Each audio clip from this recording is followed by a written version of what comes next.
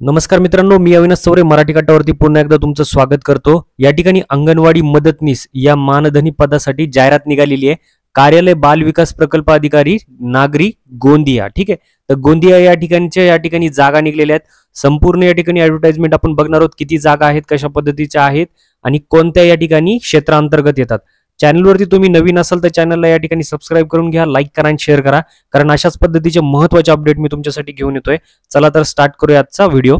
यामध्ये बघा, बाल विकास प्रकल्प अधिकारी कार्यालय नागरी प्रकल्प गोंदिया या अंतर्गत अंगणवाडी या केंद्रासाठी मदतनीस यांचं मानधनी पदे भरती करायची आहेत।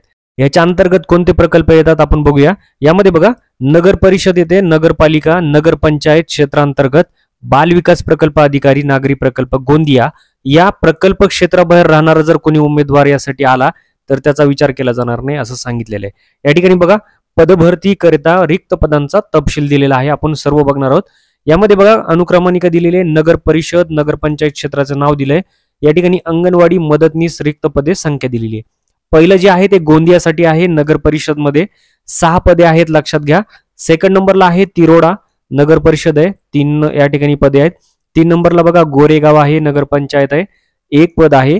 4 नंबरला बघा आमगाव आहे, नगरपंचायत आहे, ही सुद्धा 8 या ठिकाणी पदे आहेत। 5 नंबरला बघा साले कसाय नगरपंचायत आहे, ही पण 6 पदे आहेत।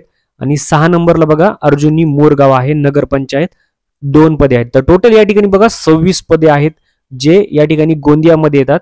या ठिकाणी बघा, या पदांसाठी अप्लाय करायचं आहे तुम्हाला। जे माता भगिनी असतील, जे यासाठी पात्र असतील, ते पात्रतेचे निकष एकदा बघून घ्या, शेवटपर्यंत व्हिडिओ बघा। अर्धवट बघितलं तर तुम्हाला ते समजणार नाही। पद तपशील बघा, अंगणवाडी मदतनीस याची या ठिकाणी पदाची जागा आहे। शैक्षणिक पात्रता किती पाहिजे, तर कमीत कमी 12वी पास किंवा त्यापेक्षा अधिक असेल तरी चालेल। वयोमर्यादा बघा, किमान 18 वर्ष, कमाल 35 वर्ष पाहिजे, आणि जर विधवा उमेदवार असेल तर कमाल 40 वर्षापर्यंत। एकत्रित मानधन बघा या ठिकाणी दिलेला आहे, दर महिन्याला 7,500 रुपये शासन निर्णयापर्यंत वाढ तुम्हाला दिली जाईल। अर्ज मिळण्याचे व जमा करण्याचं ठिकाण या ठिकाणी दिलेलं आहे, म्हणजे तुम्हाला अर्ज त्याच ठिकाणी मिळणार आहे आणि जमा पण त्याच ठिकाणी करायचा आहे। बाल विकास प्रकल्प अधिकारी नागरी प्रकल्प गोंदिया, कार्यालयाचा पत्ता दिला राणी अनुमतीबाई चौक, रिंग रोड, गोंदिया, जिल्हा गोंदिया। या ठिकाणी नेऊन तुम्हाला जमा करायचा आहे आणि अर्ज सुद्धा या ठिकाणीच भेटणार आहे, लक्षात घ्या। काही अटी आणि शर्ती दिलेली आहेत, तर सगळ्याच अटी आणि शर्ती महत्वाच्या आहेत, पण आपण वाचून घेणार आहोत एकदा। वास्तव्याची अट आहे, उमेदवार ही अर्ज करता असलेल्या नगर परिषद, नगरपंचायत क्षेत्रांतर्गत स्थानिक रहिवासी असावा। संबंधित कार्यक्षेत्राबाहेरील जर असेल तर त्याचा विचार केला जाणार नाही। अर्जासोबत सर्व कागदपत्रांच्या साक्षांकित प्रती तसेच लहान कुटुंब प्रतिज्ञापत्र अर्जासोबत जोडणे तुम्हाला आवश्यक आहे। 3 नंबरला बघा, विधवा व अनाथ उमेदवार असेल तर उमेदवारांनी सक्षम प्राधिकारी यांचं प्रमाणपत्र दाखला अर्जासोबत जोडायचा आहे। 4 नंबरला बघा, सविस्तर अटी आणि शर्ती अर्जासोबत कार्यालयात उपलब्ध आहेत, त्यानुसारच अर्ज करायचा आहे।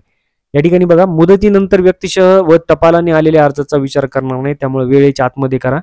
अर्ज स्वीकारण्याच्या अंतिम दिनांकास किमान 18 आणि 35 वर्ष असले पाहिजे, विधवा असेल तर 40 वर्षापर्यंत।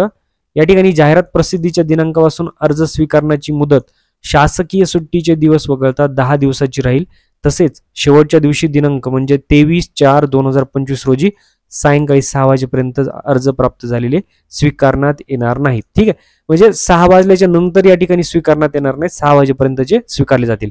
जाहिरात कोणत्या टप्प्यावर रद्द करणे किंवा पदसंख्येत बदल करण्याचे अधिकार त्यांच्याकडे आहेत। या ठिकाणी बघा गोंदिया। तर मित्रांनो, अशा प्रकारे या ठिकाणी बघा 26 पदे दिलेली आहेत। नगर परिषद, नगरपंचायत मधले जे त्या गोंदिया क्षेत्रांतर्गत येत असतील ते यासाठी अप्लाय करू शकतात। तर लवकरात लवकर जाऊन तुम्ही या ठिकाणी अप्लाय करा, आणि याच्या अपडेटसाठी अजून तुम्ही चॅनलला सबस्क्राईब केले नसेल तर सबस्क्राईब करून घ्या, लाईक करा आणि शेअर करा। भेटूया पुढच्या व्हिडिओत, तोपर्यंत जय हिंद, जय महाराष्ट्र।